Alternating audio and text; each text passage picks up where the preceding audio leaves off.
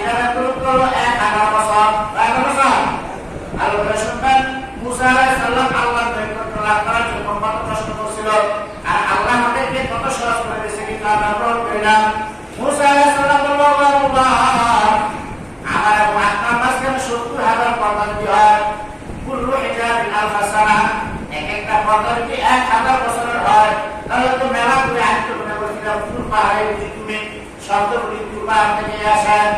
কিন্তু আল্লাহ তাআলা বলছে, হে আমার আল্লাহ, তাহলে যে নবীর উম্মতকে তুমি বলছো আসলে হবে রাসূল তাদের সাথে কথা বলবা, হাল তুকার বিমা আনাবা অন্য কারোর সাথে কথা বলবা, তাহলে তাদেরকে একটু আওয়াজ আমার কাছে শোনাও আল্লাহ। তুমি তাদেরকে আমার উম্মত বানাইতে পারবা না, কিন্তু আমাকে তাদের একটু আওয়াজ শোনাও। আল্লাহ বললেন, ইয়া উম্মতি মুহাম্মদ, আল্লাহ আমাদেরকে ডাক দিলেন, হে উম্মত মুহাম্মদ। তখন আমরা বললাম সাথে সাথে লাব্বাইক আল্লাহুম্মা লাব্বাইক, লাব্বাইক আল্লাহুম্মা লাব্বাইক, ওয়াসআদাইতু ওয়াসআদাইতু। ইয়া আল্লাহ, আমরা উপস্থিত, আমরা সুভাগ্যশাল উম্মত, আমরা সুভাগ্যবান উম্মত।